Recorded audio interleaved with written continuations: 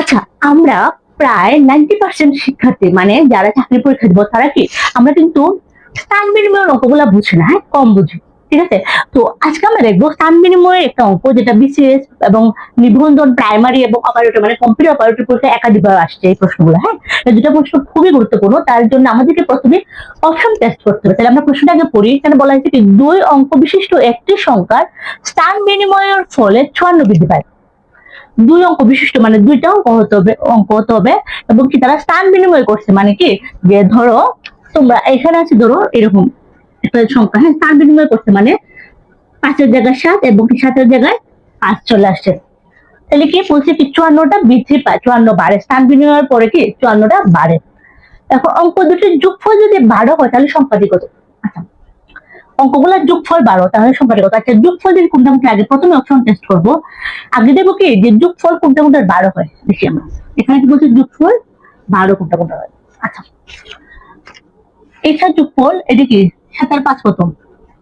এটা 12 হয়, এটারও 12 হয়, এটারও 12 হয়, এটারও 12। আচ্ছা, এখন যোগফল তো সবটাই 12 হয়। এখন কি বলছে আগে দিকে স্থান বিনিময় করলে কি 54 বৃদ্ধি পায়। আচ্ছা, আমরা যদি আমরা যদি স্থান বিনিময় করি মানে কি যে যদি 56, হ্যাঁ, স্থান বিনিময় করলাম, স্থান বিনিময় করে যদি আমরা 75 বিয়োগ দিই অবশ্যই কি যে 54টা বৃদ্ধি পাবে না। ঠিক আছে? তো আমরা এই অঙ্কটা দেখি। প্রথমটা হবে না কারণ এটা তো সেম, এটা যদি না হয় তাহলে এটা হবে না, কারণ আমরা এটা দেখি। তো স্থান বিনিময় করছে 93, আমরা ওই সংখ্যার সাথে কি স্থান বিনিময় করলে 54 বৃদ্ধি পাইছে। সেখানে 13 থেকে 9 গেলে কত হয়? 4 এবং 1 নিয়ে নিচ্ছি 8, 8 কি 3 দিলে হবে 5। তো এখানে কি স্থান বিনিময় করছে মানে এই স্থানটাকে বিনিময় করছে, তাহলে কি 54 বৃদ্ধি পাইছে, 54 বাড়ছে, অবশ্যই 54 বাড়ছে। এখান থেকে স্থান বিনিময় করে কি 54 বেশি থাকে। তো এখানে কি বলছে সংখ্যাটি কত? তাহলে আমাদের উত্তর কত? উত্তর হবে 39। ঠিক আছে? এখন পরের অঙ্কটা কি বলছে দেখি। দুই অঙ্ক বিশিষ্ট একটি সংখ্যার একক অঙ্ক দশক অঙ্ক অপেক্ষায় 3 বেশি।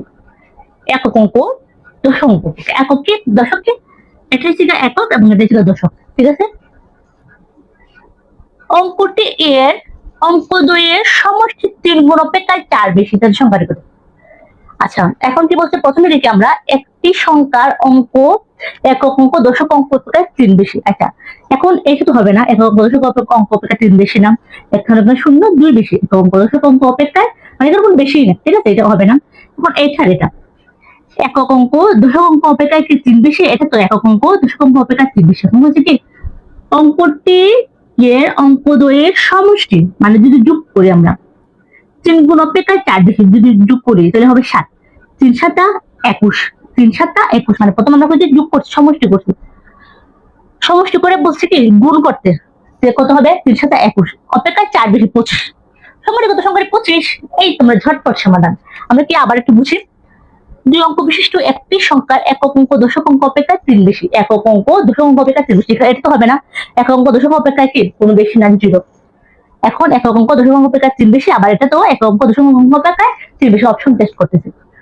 অঙ্কটি এর অঙ্ক দ্বয়ের সমষ্টি, অঙ্কটি এর অঙ্ক দ্বয়ের সমষ্টি মানে যোগফল, এটার এবং এটার যোগফল 3 গুণ অপেক্ষায় 4 বেশি, এটা যদি যোগ করি 7, 3 গুণ 3 7 21, 4 বেশি, 21 আর 4 কত হয়?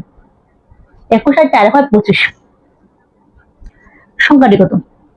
21 আর 4 হয় 25, তো আমাদের সংখ্যাটি কত হবে? সংখ্যাটি হবে